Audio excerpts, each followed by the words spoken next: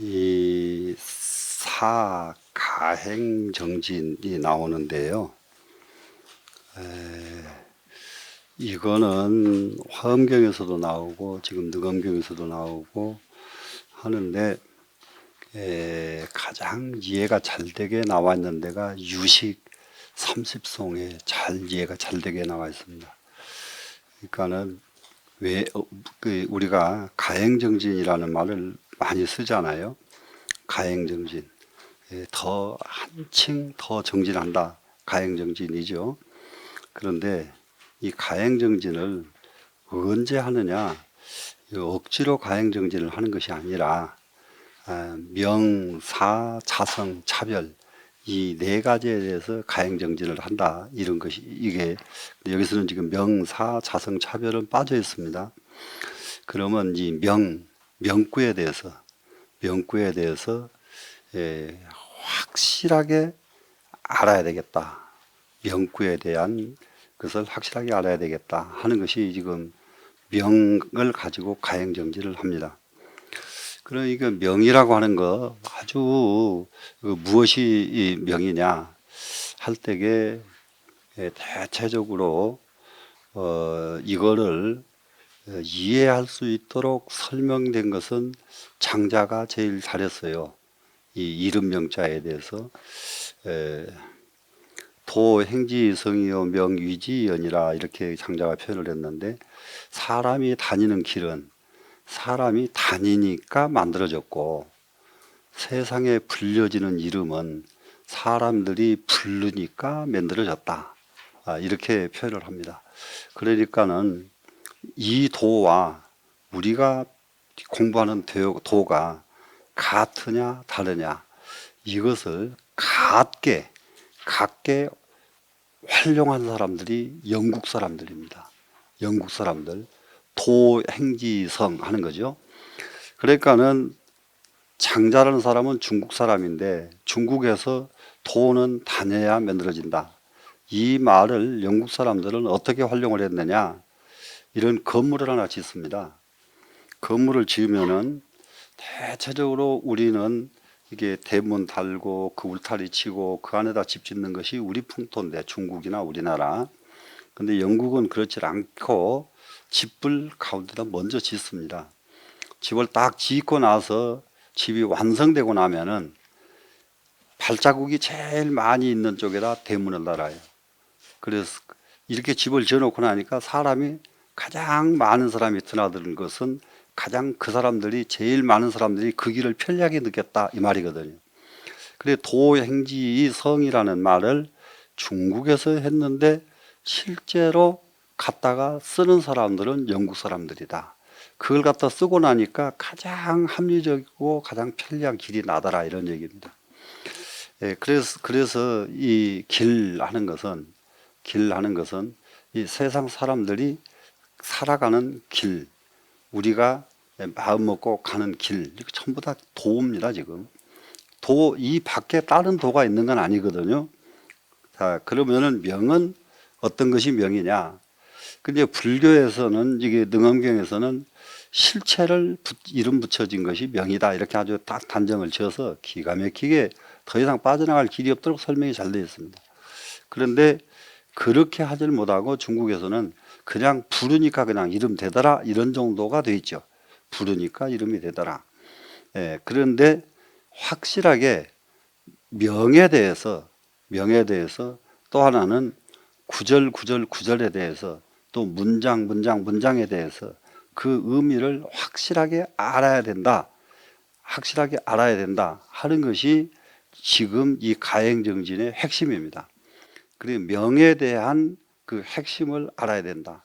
그러니까는 이름 붙이기 이전 이름 붙여지기, 해거 이름 붙이기 이전 해거, 땅덩어리라고 하는 이름 붙여지기 이전 땅덩어리. 그러니까 다름이 아니라 이게 천지 만물 이전의 그 자리, 이것이 명의 핵심이거든요. 천지 만물의 이전을 알아야 된다 하는 것이 명자 하나 가지고, 야 정말로 만물이 나오기 전에 무엇이었을까? 만물이 나오기 전에 무엇이었을까? 이렇게 규명해 나가는 것을 이제 가행정진으로 삼습니다. 이제 두 번째 사자, 일사자인데 일사자는 이게 사물에 대한 이치예요. 사물에 대한 이치. 이 세상의 모든 사물은 하나도 이치가 없는 사물이 하나도 없어요. 예, 그래서 그 사물에 대한 이치를 철저하게 규명하고 또 규명해서 가행정진으로 그것을 알아내는 겁니다. 그러고 나서는 그 다음에가 무엇이 오느냐? 자성이에요. 이제 자성, 인성, 사람의 근본적인 사람이 가지고 있는 마음자리, 마음자리, 이 마음자리에 대해서 확실하게 규명을 해야 되겠다. 그래서 자성자리를 놓고 똑같은 사람이지만은 왜 어떤 사람은 저렇게 선량하고 어떤 사람은 저렇게 포각하고 또 어떤 사람은 저렇게 대자대비한 부처님이시고 어떤 사람은 그렇게도 우매할까? 이게 똑같은 자성자리인데 왜 그럴까? 왜 그럴까? 이 마음자리 이것에 대해서 확실하게 규명을 해야 된다. 이것이 이 가행정진을 들어가야 되는 이유입니다. 그러고 나서는 이제 네 번째가 차별이에요. 차별. 이 세상은 전부가 같은 것이 하나도 없다. 차별이, 그런데 이 차별의 이치를 극명하게 알아야 되겠다 하는 이 차별의 이치에 대해서 한번 우리가 또 생각해 볼 필요가 있는 것이 어떤 것이 있느냐 그러면은 거기에도 장자가 상당히 근사치하게 설명을 합니다. 이 차별에 대해서도.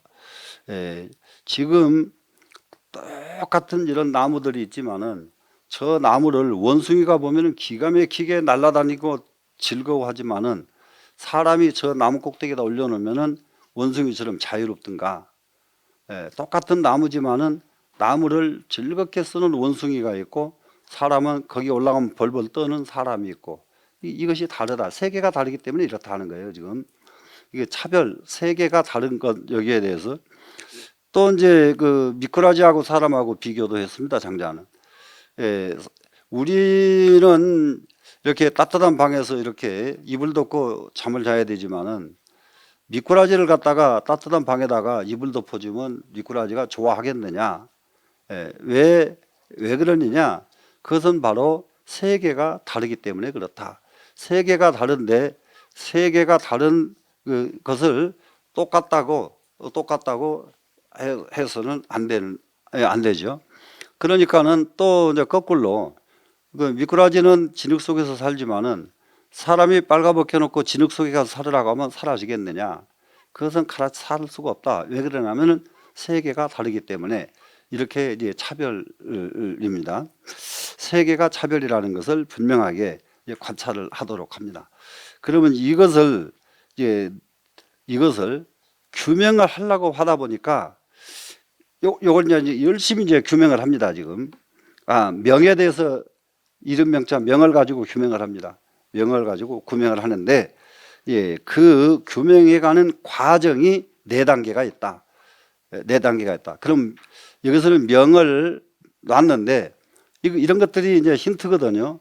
화두를 규명해 가는 것도 네 단계가 있다. 이거예요. 지금 화두를 규명해 가는 것도 네 단계가 있다.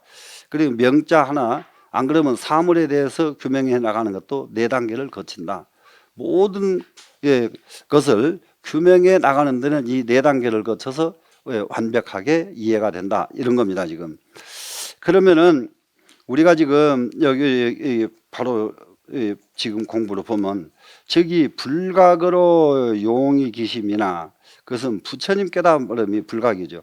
부처님 깨달음으로써 자기의 마음을 삼으나 내 마음을 삼으면 똑같이 부처님 깨달은 그것이 자기 마음이 됐지만은 약, 출, 미출이 여기에는 지금 부처님 깨달음으로써 자기 마음을 삼어진 것은 그야말로 명, 자성, 차별 여기에 대해서 차별 이것을 자성, 차별 네 가지를 철저하게 규명하고 또 규명하다 보니까 마지막에 만나진 자리가 불각에 만나진 자리입니다. 이게 부처님 깨달음의 자리에 만나진 자리인데 이거를 우리가 대체적으로 부처님의 깨달음과 중생의 깨달음이 같냐 다르냐, 부처님 깨달음이나 중생의 깨달음이 같을까 다를까, 이게 이제 이게 중생의 소견에서 보면 이게 수많은 말을 할 수가 있겠죠.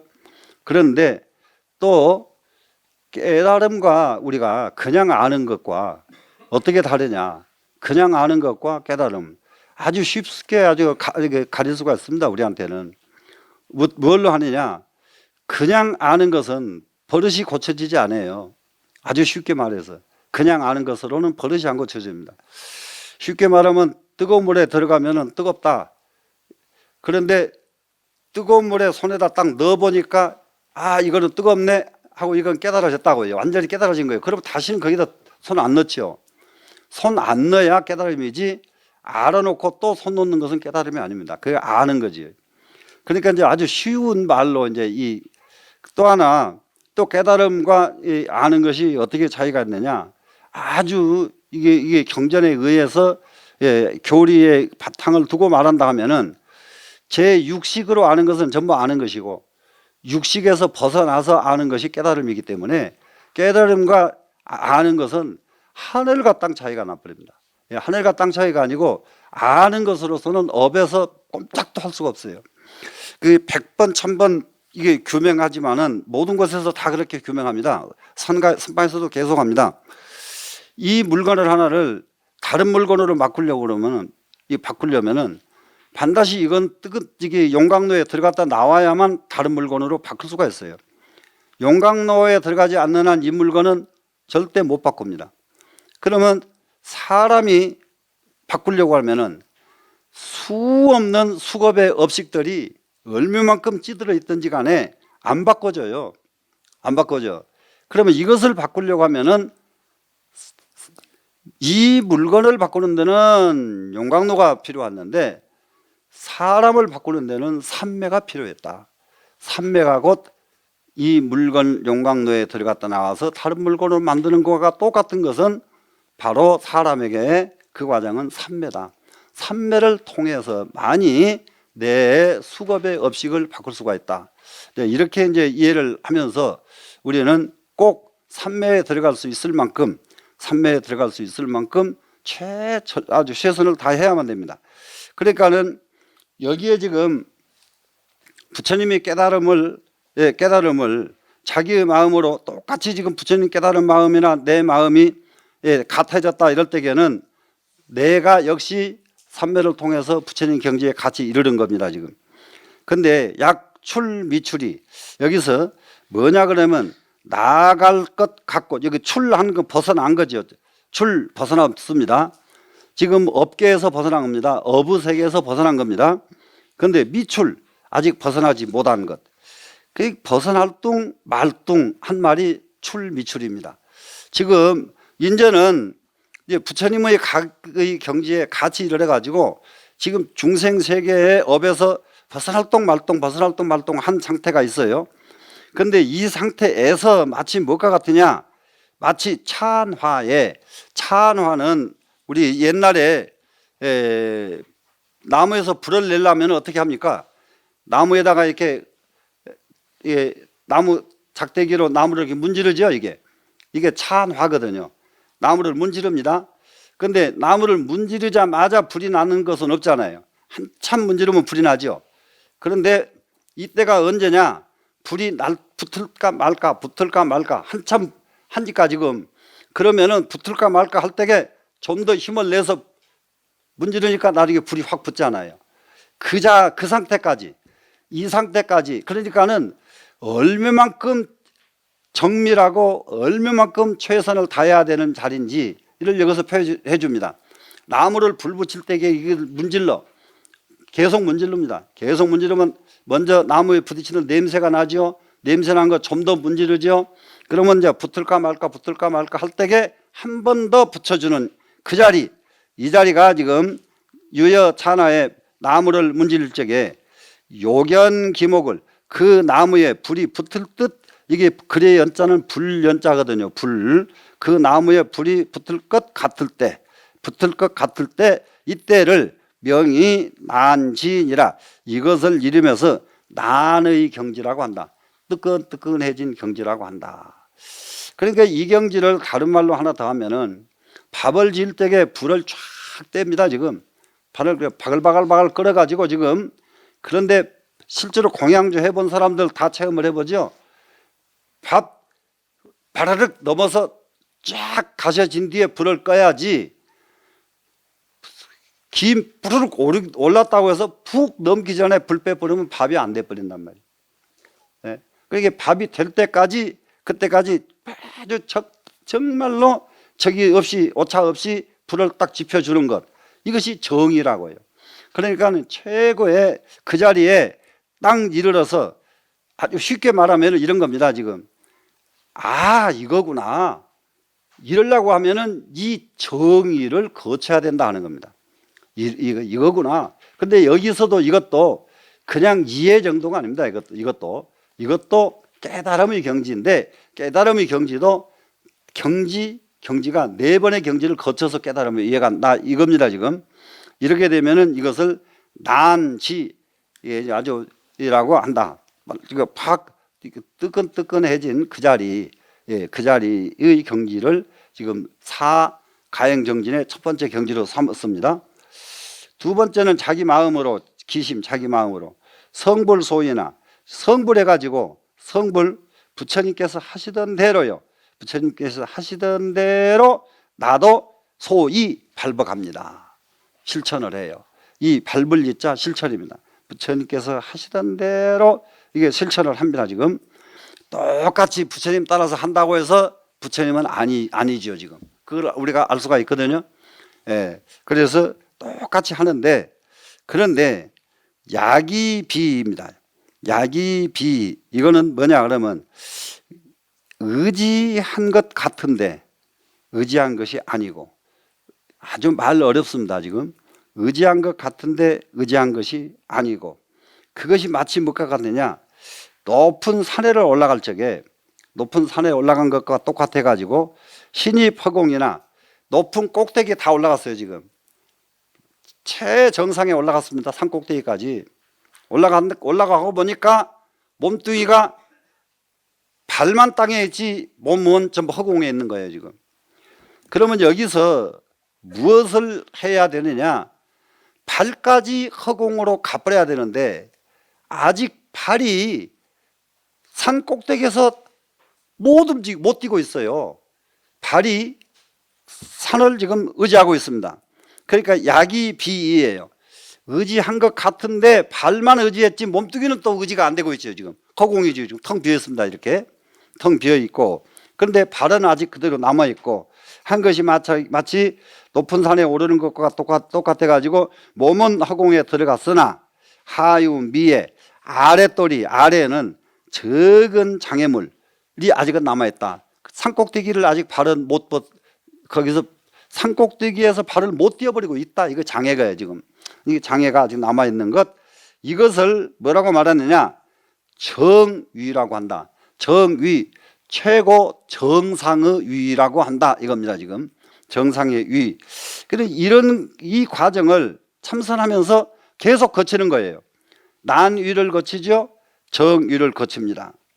그래서 이제 이 위를 거친 뒤에 그 다음에 또 가는 자리가 세 번째 갑니다.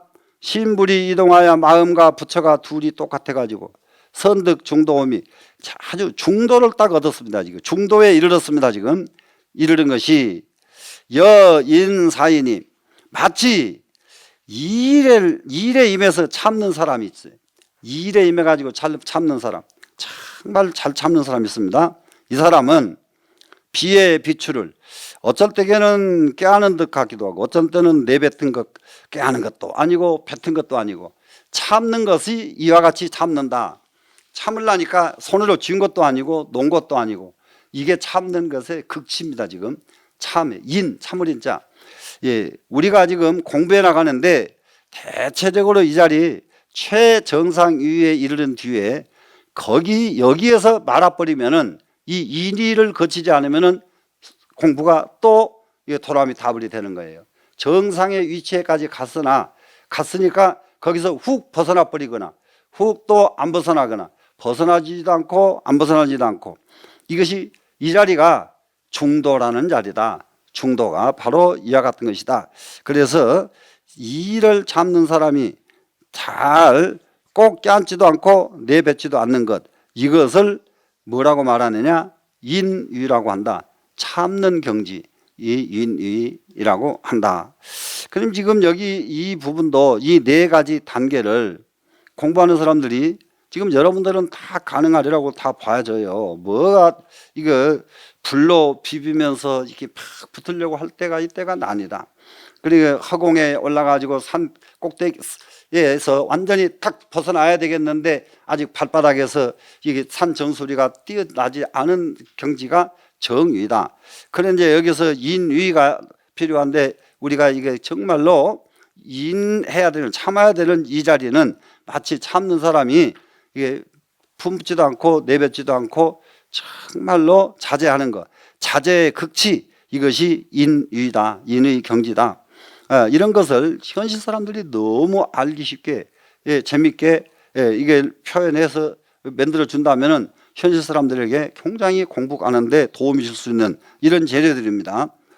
그 다음에 이제 수량이 소멸하여, 수량은 뭐냐 그러면은 여기서 수량은 다른 게 아니고 여기 바로 난이, 정이, 인이 라고 여기까지 오다 보니까 단계가 이루어졌다. 벌써 이 단계의 숫자를 소멸해 버립니다. 없어져 버립니다.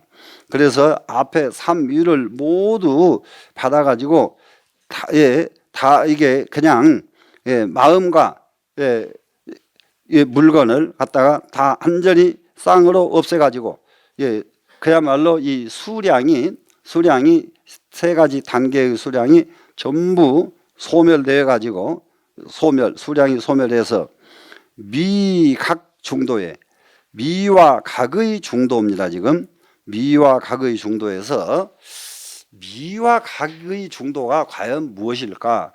중생과 부처의 중도, 선과 악의 중도, 이거 생과 사의 중도. 지금 이게 이런 말을 미와 각이라고 말을 했을 뿐이지 자기가 이해하는 가장 이해 잘 되는 글자를 갖다가 중도를 갖다 쓰시면 됩니다. 지금 미와 각의 중도에서 이무소목을 둘 다 지목할 바가 없는 것, 지목할 필요가 없어졌어요.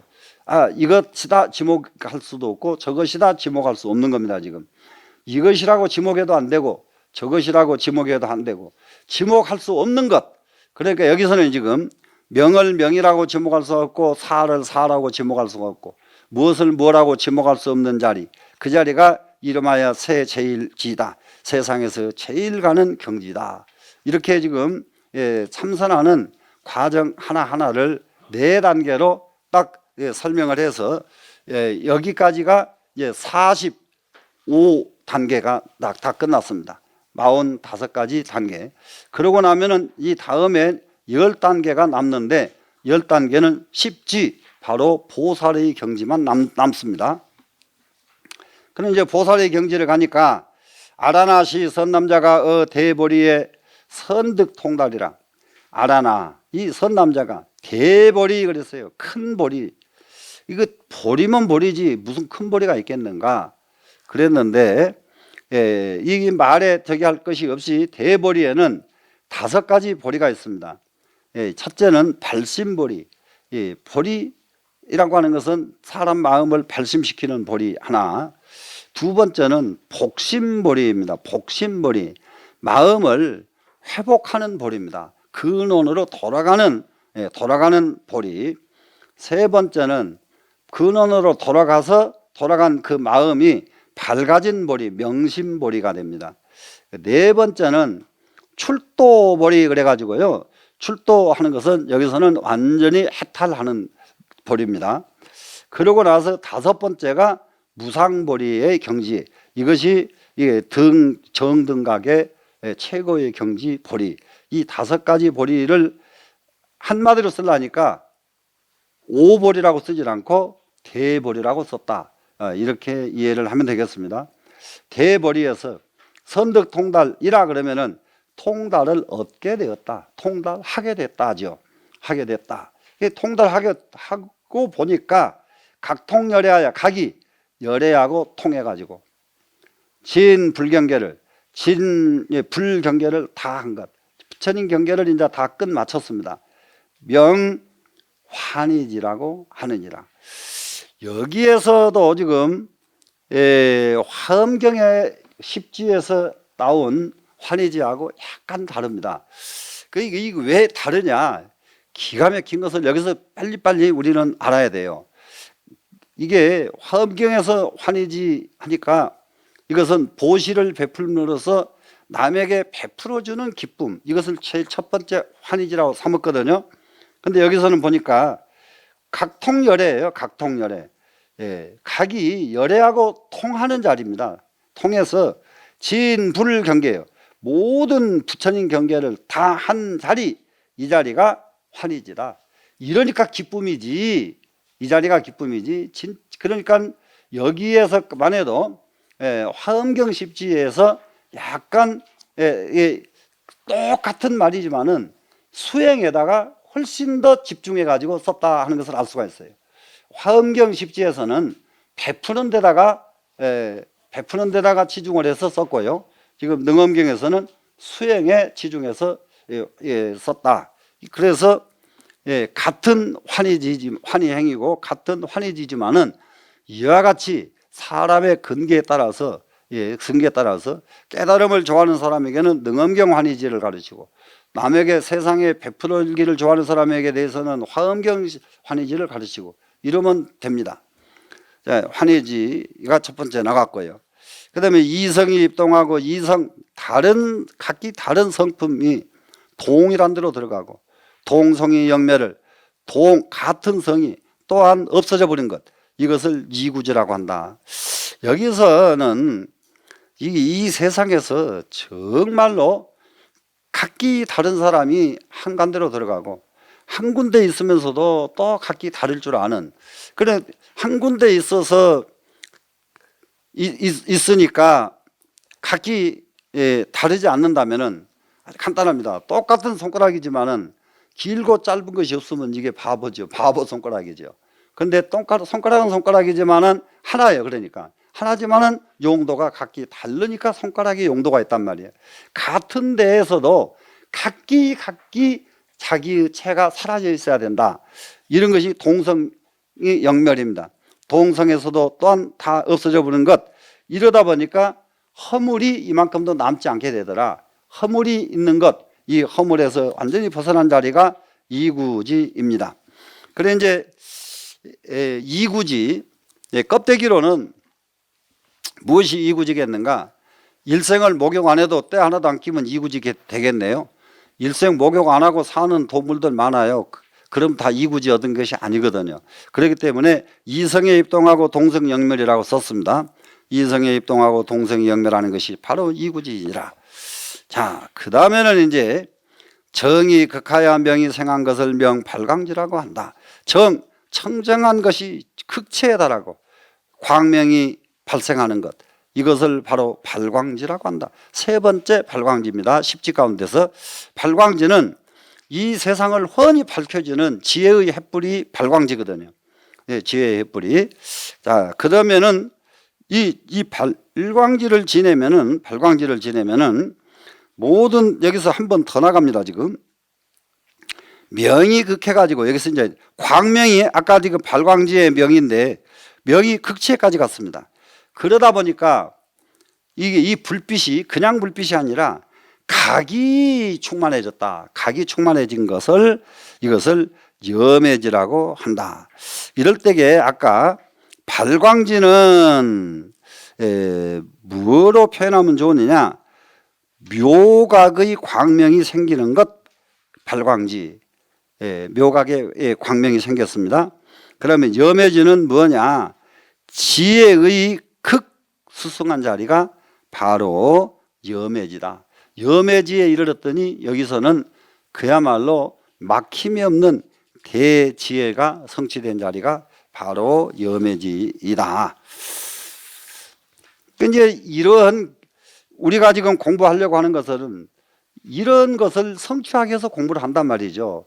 이런 것을 성취하려고 그러면 아까 뭘 우리가 거쳐야 됐느냐 그러면은 난성지, 난지, 그 다음에 정지, 정위, 그 다음에 인위, 세제일이 이 과정을 반드시 거치면서 이어갔던 것이 성취가 된다 이런 겁니다 지금. 그러니까는 수행에 나가는 데는 바로 이 네 가지 여실하게 공부하는 이 과정이 거쳐야만 하나씩 하나씩 통달해 갈 수가 있다. 그러면은 일체 동이의 소불능지를 일체 같고 다른 것입니다 지금. 같고 다른 것이 소불능지합니다 지금. 소불능지 같고 다름이 이룰 수 없는 경지. 여기서 불능지요, 능이 이룰 수 없는 경지, 이것을 난승지라고 한다. 이 난승지는 정말로 이게 이구지가 끝나고 이 발광지가 끝나고 염해지까지 끝나니까 지혜의 극치. 그런데 이 정도에까지 올라고 그러면은 삼매에서 그야말로 십신이는 이미 지내고 십지의 삼매를 철저하게 닦은 최고의 경지입니다. 여기서부터는. 그렇기 때문에 여기는 난승지는 누구도 따라할 수 없는 경지, 이것이 난승지입니다. 세상 사람으로서는 따라올 수 없는 자리, 따라올 수 없는 지혜의 자리, 이 자리에 이르게 된다. 무의진여의 끝, 함이 없는 진여의 성정 명로를, 성품이 정명합니다. 이것은 청정하고 밝습니다. 청정하고 밝게 노출이 됩니다. 이게 이제 사람이 제일 중요한 것이 앉고 서고 행주자화가 은밀함이 있으면 안 된다. 이게 수행자는 노출이 돼야 된다. 아주 그냥 그 유리집 속에 살고 있는 모습과 같은 게 수행자 모습이다 이러거든요. 이게 바로 이것이 성이 정명하게 노출된 것을 의미합니다.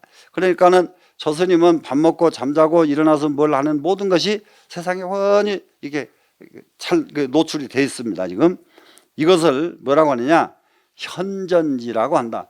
그렇기 때문에 아무도 그 사람을 보고 의혹이 없고 의심할 수가 없고 부족함이 없고, 그러니까 사람들이 보면은 만족하고, 보면은 만족하니까 존경하고, 이게 이런 경지가 현전지입니다. 진여제를, 진여의 끝까지를, 진여제 그러면 끝제자인데 진여 끝까지 다한 것, 이것을 명원행지라고 한다. 원행지. 원행 그러면은 멀리 갔다 이 말인데, 보통 사람이 따라갈 수 없이 먼 경지, 그 자리는 진여의 끝까지, 끝자락까지 가서 원행지라고 이름을 한다. 여기까지 한번 갔다가 와야 그래도 공부하는 사람들이 공부길에서 좀 신명이 나겠죠. 일진여심을, 하나의 진여심을, 진여심, 이것이 하나의 진여심이에요. 일진여심, 이것을 부동지라고 한다. 여기서 진여에서 이탈이 되질 않습니다. 지금 이 진여에서 이탈이 되질 않아요. 그래 우리는 대체적으로 기분 나쁘면 화내고 기분 좋으면 즐거웠고 이것만 동요로 보는데, 여기에서 동요 부동지는 뭐냐, 진여심에서 이탈되지 않는 것, 이것이 바로 부동지라고 한다. 전부가 다 한 단계씩 다 깊지요. 발진여용을 명선해지라고 한다. 선해지라고 하는 자리는 진여의 용이 바란다. 이제 진여의 작용이 이게 딱 나타나는 것, 이것을 선해지라고 한다. 옛날에 불명을, 신도들 불명 지어달라고 그러면은 아주 제일 먼저 제일 많이 지어주는 이름이 이거 십지를 가지고 신도 불명을 제일 많이 지어주거든요. 십지. 그래 이제 이 부동지, 선해지. 자, 그러고 나서 선해지까지 했습니다. 지금 아라나 시제보살이, 아라나 이 모든 보살이 종차 이왕은 이로부터서 이후로는 수습필공하야, 수습해가지고 그야말로 공부를 다 마쳤습니다. 지금 수행하고 익혀서 그 공부가 끝났습니다. 그랬더니 공덕이 원만해서 공덕이 원만해지더라. 그래서 영목 차지하여 또 이 경지를 지목해서 명수습위라고 한다. 그럼 이 수습위, 이 여기에서부터서는 이제 수습이 이 자리는 그야말로 이제 굳이 지금 이후부터서 여기 이제 나머지를 대체적으로 뭐라고 말하느냐, 아까 유학, 무학에 나왔었는데 유학의 경지가 이전에까지고 이후부터는 무학의 경지라고 그럽니다. 그러니까 보살 위지만은 환희지에 이르러도 보살은 보살인데 보살도 무학의 경지에 이르렀느냐 못 이르렀느냐, 이럴 때에 무학의 경지에 이르려고 그러면은 이 수수비까지 와야만 무학의 경지에 이르른다, 이렇게 합니다. 그러고 보니까 그 다음에는 자음과 묘운이 자비의 그늘, 오묘한 구름, 운입니다. 지금 구름이 부열반해를, 열반해를 덮는 것을, 열반의 세계를 덮는 것을 명법운진이라.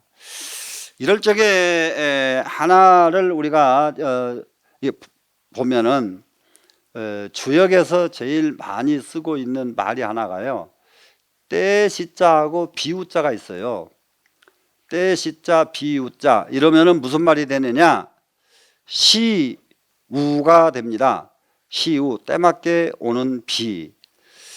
그 전에 어떻게 하다 보니까 이명박 씨 대통령이 되자마자 그해 사자성어를 뭘로 했으면 좋겠느냐, 사자성어를 하나 좀 해달라고 그래서 해서 보냈어요. 보냈더니 당신은 지금 해야 될 일이 이 세상 사람들하고 화목하는 것이다. 그래서 주역에 있는 그대로 시와 연풍 해줬거든요. 그랬는데 그걸 썼어요. 써서 그 다음에 또 해달라고, 그 오는데 청와대에서 오질 않아요. 문광부를 통해서 와요. 그럴 때는. 그래 했더니 다른 사람 딴 사자성어를 썼더라고요. 그래 그 다음에 해달라고 했기 때문에 나는 딱 계산을 했죠.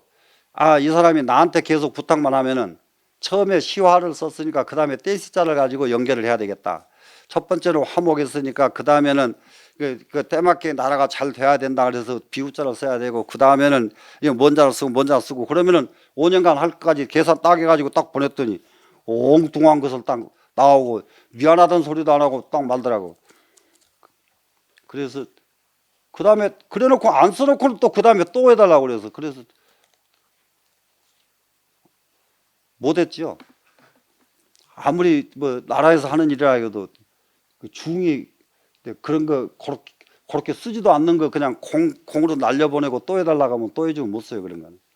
그래서 그냥 안 했는데, 이게 떼시자, 이거 떼시자 에다가 비우자, 이게 굉장히 중요하네. 비라는 것이 때맞게 와야만 비거든요. 그러니까 아무리 기다려도 안 와도 문제고요. 너무 많이 와버려도 안 되고. 그러니까 때맞게 딱 오는 것이 비여서 이것을 주역에서 굉장히 아주 중요시 여깁니다. 시우를. 그런데 불교에서는 시우를 부교시 여기질 않아요. 법우를 중요시 여깁니다. 법우. 그런데 뭐든지 한 단계씩 우리가 중소리여서 그런지는 몰라도, 중소리 아니에요. 여러분들 자신 가져도 돼요. 법우예요. 법에 맞는 비라 해야 돼요. 때에 맞는 비, 그것은 때맞게 오는 것이지 법에 맞는 것은 아니거든요. 법에 맞는 것은 때도 맞아야 되고, 법우는 양도 맞아야 돼요. 양도. 시우는 비 올 때쯤 되니까 비가 와버렸어요. 근데 많이 와버리죠. 비 올 때쯤 됐는데 비가 왔죠. 근데 조금 와버렸죠. 그러면 시우에 의미가 없잖아요. 근데 법우는 올 때쯤 됐는데 그때 딱 필요한 만큼 온다. 이게 법우거든요.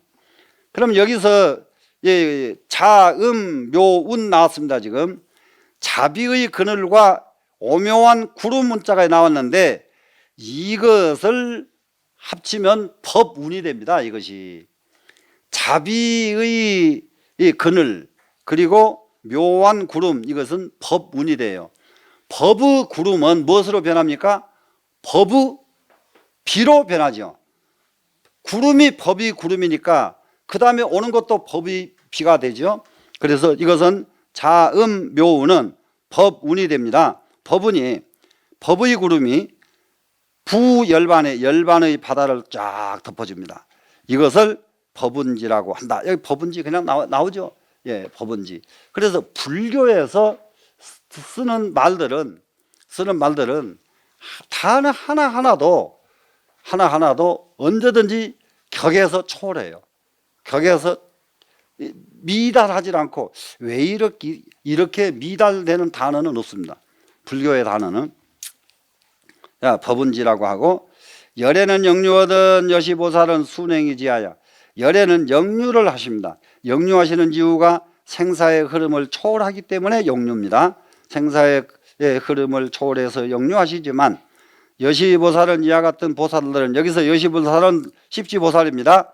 순행이지하여, 순행에 이르러서 각제의 입교를, 각의 끝에 딱 이제 각의 마지막 자리입니다. 거기에서 어디 하느냐, 입교, 교분을 합니다. 교분. 그러면 여기서 교분은 열애지와 더불어 교분하는 겁니다. 지금 열애지와 교분할 수 있는 자리는 각밖에 없어요. 부처님과 교분할 수 있는 것은 깨달음밖에 없어요. 깨달음이 아닌 우리가 아는 것, 이해하는 것으로서는 부처님의 경지에 교분을 나눌 수가 없습니다. 그렇기 때문에 우리는 반드시 깨달음에 이르러서 부처님 기와 교분이 이루어져야 되겠다. 좀 이런 원력 가질 필요가 있겠죠. 그러면 이 자리를 뭐라고 합니까? 명이 등각이니라. 이것을 이루면서 등각이라고 말한다.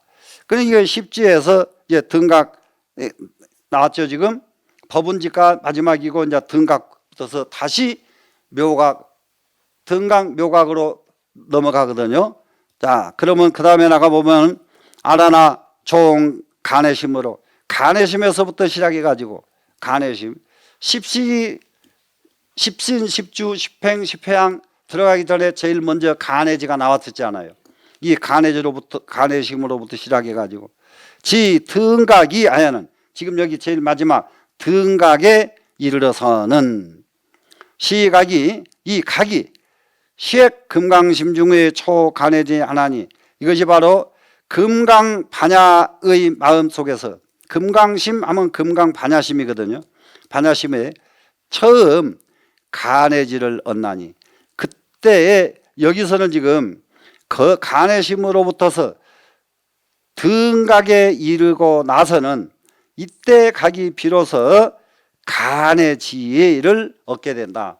간해지, 이 간해지를 얻게 되는데, 여시가 이 간해지에서 다시, 간해지는 지혜만 있고 중생에게 베푸는 자량이 없다 그랬지 않습니까?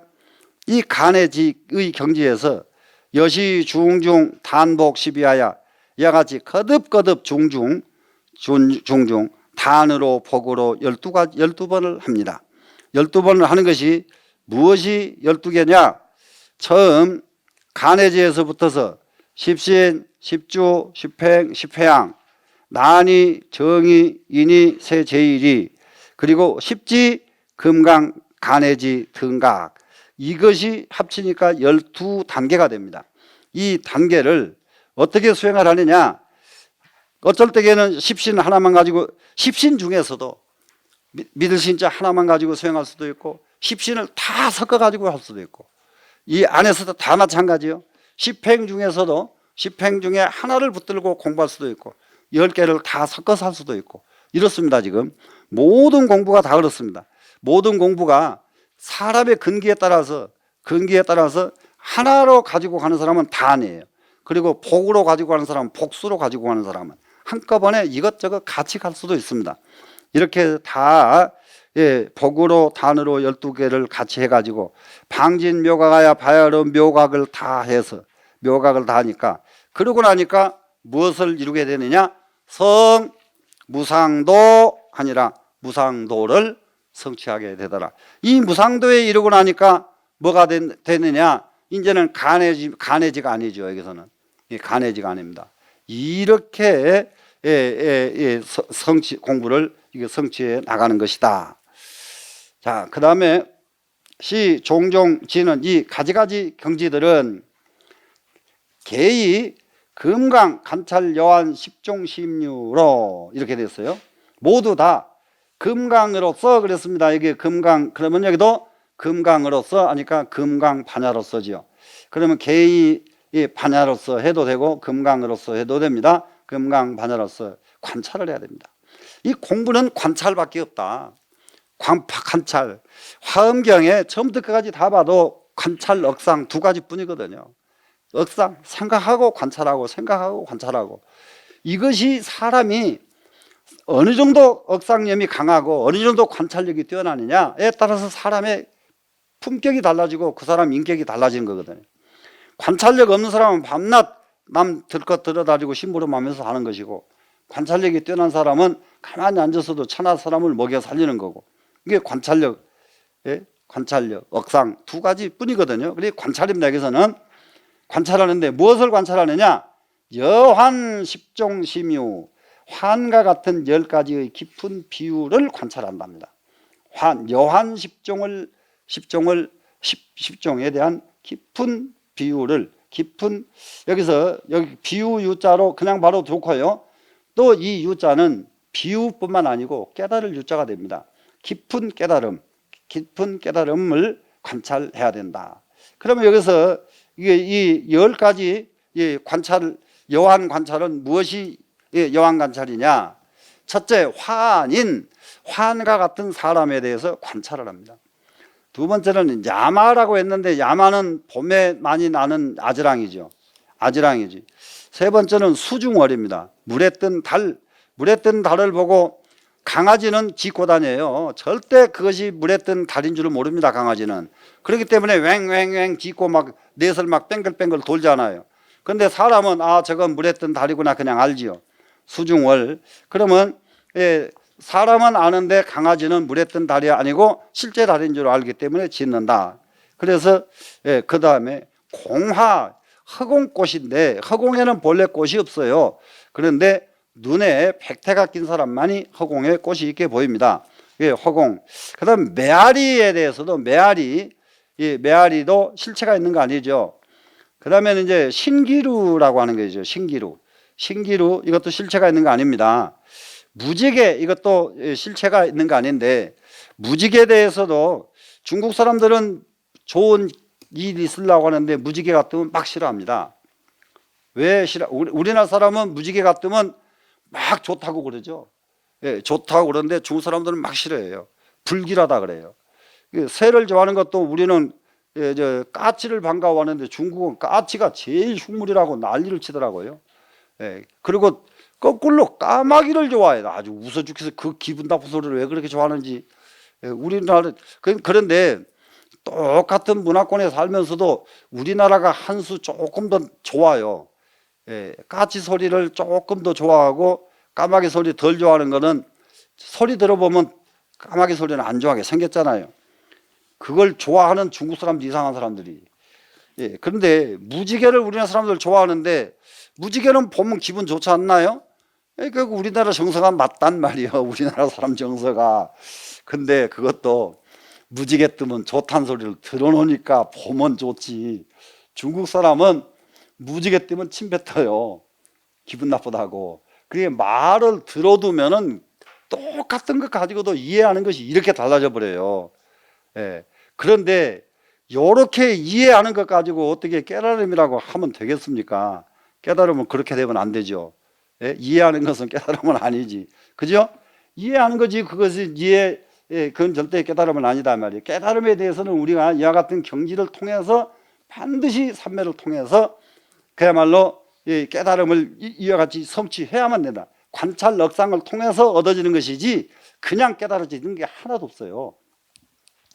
자, 그래서 이것을 관찰해 가지고 사마타 중에, 이 사마타 가운데 용제열애의 윗바사나 아야, 사마타 가운데서 모든 열애의 윗바사나를 어떻게 합니까? 지금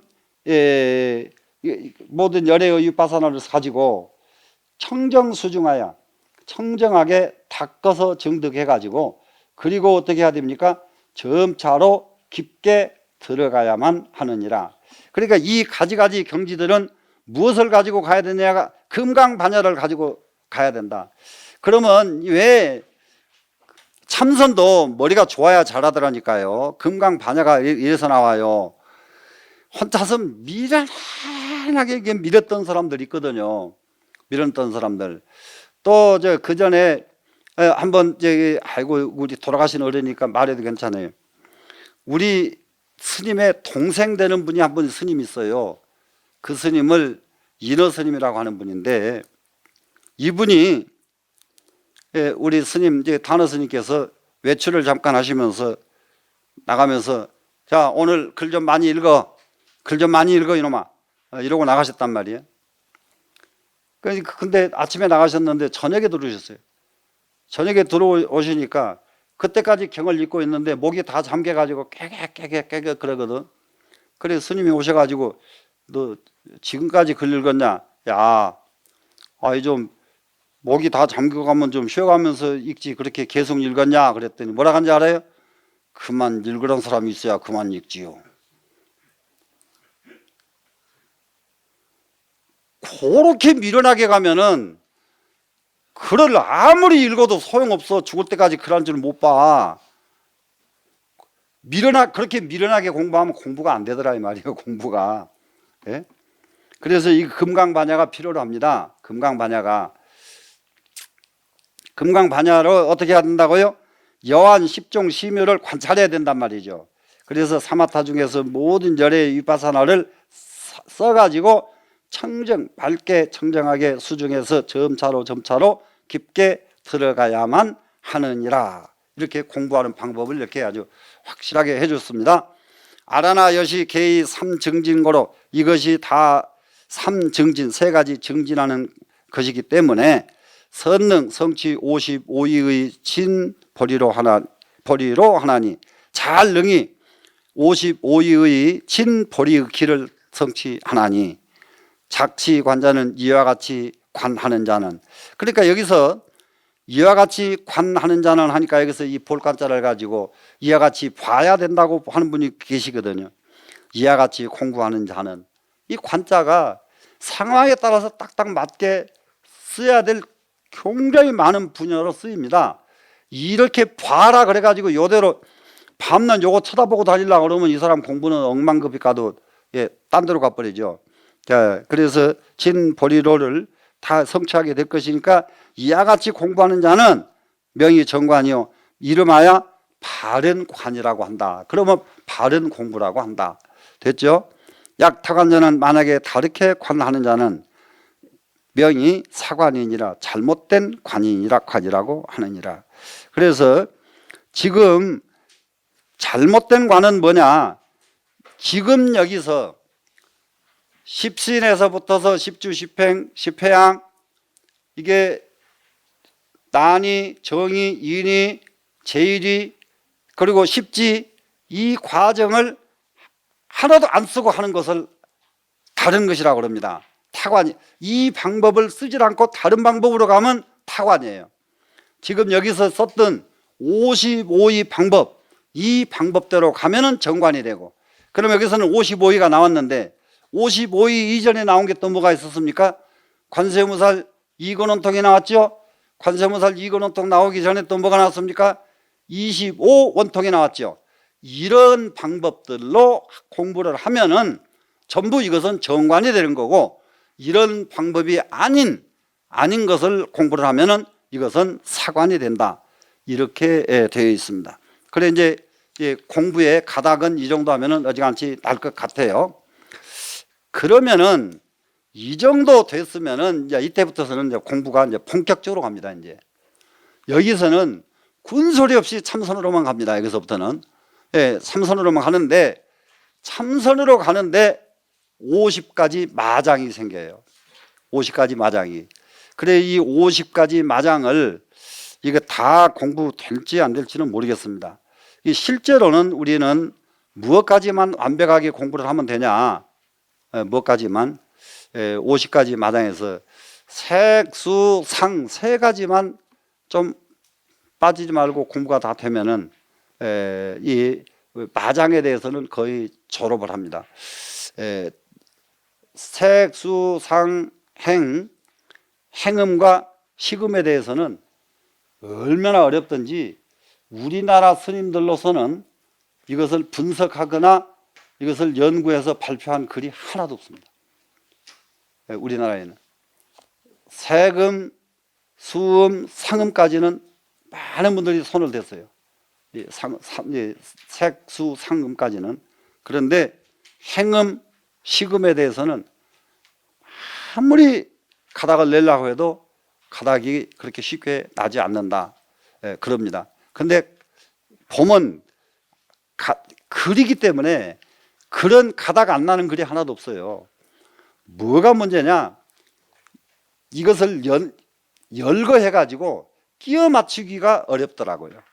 끼워 맞춰 놔줘야 돼요. 누가 고생 좀 해야 돼요. 행음과 시금은 끼워 맞춰만 주면은 기가 막히게 아주 특별한 하나의 그 작품이 됩니다. 이거 이제 50마를 한번 보겠습니다. 지금 이거 50마 시작하면은 시간이 너무 적이 됐고 잠깐 휴식을 취했다가 50마를 시작을 하죠.